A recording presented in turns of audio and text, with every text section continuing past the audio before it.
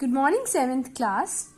Today we are going to discuss 8th chapter of your computer book, page number 106, HTML Advanced Features. First of all, HTML की full form क्या है?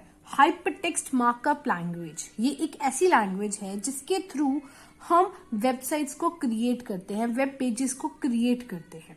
अब देखो, अब हमने web pages creation हमने already study कर चुके हैं. हम सारी लिस्ट्स वगैरह सब कुछ इसमें देखेंगे कि किस तरह से हम HTML को यूज कर सकते हैं अपने वेबसाइट्स, वेब पेजेस को बनाने के लिए. HTML is hypertext markup language. It is a language of web page designing.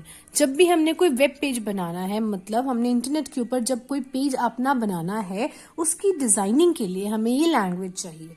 किसी भी लैंग्वेज के थ्रू ही हम किसी से कम्युनिकेट कर सकते हैं, किसी से बात कर सकते हैं. तो इसी तरह से जब हमने कुछ डिजाइन करना है तो इसको वेब पेज को डिजाइन करने के लिए हम HTML को यूज करते हैं. बहुत इजी है, इजीली समझ आ जाती है. और ये किसने डेवलप की थी? टिम बर्नर्स-ली ने 1990 में. इसकी बहुत सारी वर्जन्स है. फर्स्ट वर्जन जो आई थी वो 1991 में आई थी. अब हम इसके देखते हैं फीचर्स क्या हैं. Features of HTML. It is easy to understand and learn. बहुत इजीली समझ आ जाती है और इजीली लर्न भी हो जाती है. It is not case sensitive language. Case sensitive का मतलब कि ये छोटा ए और बड़ा ए, कैपिटल लेटर और स्मॉल लेटर्स, इसको कोई प्रॉब्लम नहीं होती है इससे. It is not a case sensitive. आप कैपिटल्स में लिख रहे हो तो भी कोई प्रॉब्लम नहीं है, आप स्मॉल लेटर्स में लिख रहे हो तो भी कोई प्रॉब्लम नहीं है. It helps to make attractive web pages by adding graphics, videos and sounds. अच्छे मतलब जिस चीज को देख के आपको अच्छा लगे वैसे वेब पेजेस को ऐड करने में, वैसे वेब पेजेस को बनाने में, अलग अलग वीडियोस ऐड करने में, ग्राफिक्स ऐड करने में. ग्राफिक्स मतलब अलग अलग तरह की वीडियोस, पिक्चर्स, सब चीजों को ऐड करना. कोई साउंड ऐड करना है तो आप वो कुछ भी ऐड कर सकते हो अपने वेब पेज को और अच्छा बनाने के लिए. It helps to add different backgrounds to web pages. अलग अलग तरह की अब इसकी बैकग्राउंड क्या है इस पेज की? व्हाइट. आप रेड कर सकते हो अपने वेब पेज पे. तो अलग अलग तरह की बैकग्राउंड्स, कोई पिक्चर लगा सकते हो. So anything can be done with the help of this HTML language. These documents can be viewed on different computer platforms such as Macintosh, Windows और Linux. अब ये कहता है कि अलग अलग ऑपरेटिंग सिस्टम्स में हम ये कहीं पे भी यूज कर सकते हैं. तो इसका मतलब है ये HTML लैंग्वेज जो है ये पोर्टेबल है. पोर्टेबल पोर्टेबल मीन्स कि जब हम एक ऑपरेटिंग सिस्टम से दूसरे ऑपरेटिंग सिस्टम में किसी भी इजी वे से हम इसको ट्रांसफर कर सकते हैं. Next we see what are the limitations of HTML. HTML की डिसएडवांटेजेस, ये हम कह सकते हैं कि HTML क्या हमें फुलफिल नहीं करके दे सकती. इसके लिमिटेशंस हैं. It is not a programming language. Programming language नहीं, इससे हम प्रोग्राम्स नहीं बना सकते, इससे हम गेम नहीं बना सकते आपकी. ये एक सिंपल टेक्स्ट फाइल बनाती है जिसके थ्रू सिर्फ वेब पेजेस बन सकते हैं. ये आपकी कोई गेम, कोई सॉफ्टवेयर बनाने में हेल्प नहीं करती है. HTML pages are the documents that can be read by server and not best fit to be read by humans. Humans इसको नहीं पढ़ सके जो HTML के पेजेस हैं. ये सिर्फ सर्वर लोग ही पढ़ सकते हैं या जिनको इसकी नॉलेज है, ये वही लोग पढ़ सकते हैं इसको. Complex designing can not be accomplished using HTML. जो बहुत डिफिकल्ट प्रोजेक्ट्स होते हैं वो HTML के थ्रू नहीं हो सकते. इंटरेक्टिव फॉर्म्स और dynamic pages can not be created using HTML. Dynamic pages या इंटरेक्टिव फॉर्म्स मतलब जिसमें चेंजेस होती रहती हैं. ये मतलब है ये हमारे से जो HTML है हमारे से स्टैटिक पेजेस के लिए यूज होता है. स्टैटिक का मतलब होता है जो एक चीज हमने चूज कर ली वो वही रहेगी. जैसे एक बार मैंने रेड कलर चूज कर लिया तो जितनी बारी भी मैं उस पेज को खोलूंगी वो रेड कलर ही रहेगा. अगर डायनेमिक की बात करो तो इसका मतलब वो बार बार चेंज हो सकता है. एक टाइम रेड आ रहा है, एक टाइम येलो आ रहा है, एक बारी ब्लैक आ रहा है, एक बारी कुछ और कलर आ रहा है. कोई एक टाइम एक पिक्चर आ रही है, सेकेंड टाइम कुछ और पिक्चर आ रही है. तो that is called dynamic. But यहाँ पे हमेशा सिर्फ HTML है वो सिर्फ स्टैटिक को ही कंट्रोल कर सकती है. Next we see tools to work in HTML. अब इसके साथ हम कौन से टूल्स की जरूरत है HTML में काम करने के लिए.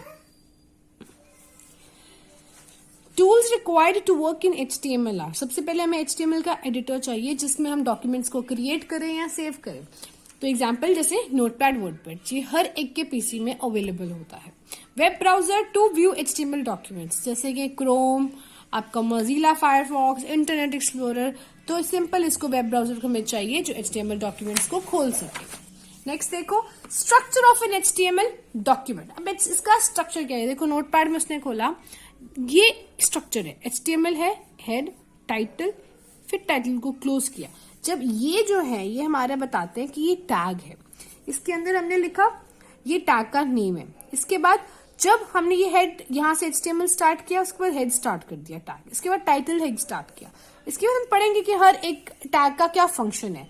टाइटल को हमने क्लोज कर दिया। जब हम आगे स्लैश लगा देते हैं किसी भी टैग के नाम के आगे, तो इसका मतलब हम उस टैग को बंद कर रहे हैं। इसी तरह से हमने हेड को बंद कर दिया, फिर हमने बॉडी स्टार्ट की, फिर हमने बॉडी को बंद किया, और फिर लास्ट में हमने HTML को बंद कर दिया। जो भी टैग आप स्टार्ट करोगे लास्ट में उसकी एंडिंग होगी ही होगी।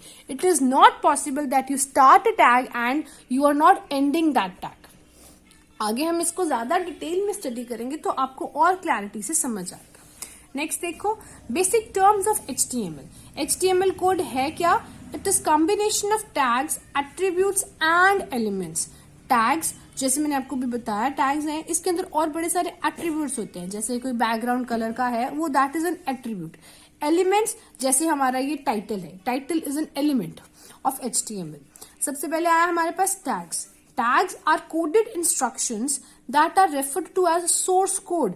कोई सोर्स कोड का मतलब होता है जो हमने लिखा, जो हमें समझ आ रहा है, आगे जाके कंप्यूटर के लिए वो सोर्स बन जाता है, तो वो कोडेड इंस्ट्रक्शंस है। ये जो ऊपर हमने स्ट्रक्चर स्टडी किया है ये सारा टैग्स की फॉर्मेट है, ये कोडेड स्ट्रक्चर है। जिसको तो पता होगा किसका फंक्शन क्या वो वही समझ सकते हैं, इसके अलावा और कोई नहीं समझ सकता। और ये कंप्यूटर के लिए सोर्स का काम करते हैं, मतलब कंप्यूटर को यहाँ से कमांड्स मिलती हैं कि किस तरह से उसने क्या वेब पेज बनाना है। So these are the keywords enclosed in pair of angular brackets. Brackets में होता है, हमेशा brackets में होगा, brackets के बिना कुछ भी नहीं आएगा। दो तरह के टैग्स होते हैं, container and empty. Container tags कौन से होते हैं? जिसमें बिगनिंग और एंडिंग होती है। जैसे मैंने आपको बताया मैक्सिमम जो टैग्स होते हैं उसकी स्टार्टिंग होती है और एंडिंग कैसे होती है? स्लैश के साथ। और एम्प्टी टैग्स कौन से होते हैं? जिसमें सिर्फ बिगनिंग होती है, उसको एंड करने की जरूरत नहीं होती। वो कौन से है? जैसे ये देखो PH और इमेज, तो ये P है हमारा पैराग्राफ टैग है। आगे जाके देखेंगे हमें इसको एंड करने की जरूरत नहीं है, ऑटोमेटिकली एंड हो जाएगा। जब हम नया P लिख देंगे तो वो ऑटोमेटिकली पीछे वाले को खत्म कर देगा। नेक्स्ट देखते हैं HTML elements. It is an individual component of HTML document और वेब पेज, मतलब एक पर्टिकुलर पार्ट उसका। जैसे टाइटल है, तो टाइटल हमें सिर्फ बताता है, टाइटल टैग बताता है कि डॉक्यूमेंट का नाम क्या है, उसका टाइटल क्या है, उसका नाम क्या है। देन सी HTML एट्रीब्यूट्स, जो आपको एक्स्ट्रा चीजें के बारे में बताते हैं, जैसे कि कोई कलर चेंज करना है, साइज चेंज करना है, कोई स्टाइल चेंज करना है, या कोई बैकग्राउंड का कुछ चेंजेस करनी है। जैसे कि एग्जांपल लिखी हुई यहाँ पे देखो, बॉडी BG कलर। बॉडी हमारा मेन टैग है, उसके अंदर ये क्या है हमारा attribute. This is your tag and this is the attribute. Attribute का मतलब होता है कि टैग की आगे क्वालिटी, टैग किस तरह का है, टैग किसको सपोर्ट कर रहा है, तो ये टैग, उसके बाद उसका एट्रीब्यूट। और क्या चाहिए हमें? Colour blue. इसका मतलब क्या है कि जो बॉडी है, बॉडी का बैकग्राउंड कलर जो है वो ब्लू होना चाहिए। इसके अंदर ये रिमेंबर में है हमारे पास, और यहाँ पे लिखा हुआ है extension of HTML file is .htm और .html। इसके बाद नेक्स्ट जो हम क्रिएटिंग लिस्ट वाला टॉपिक है, हम नेक्स्ट पार्ट ऑफ वीडियो में डिस्कस करेंगे। Thank you so much.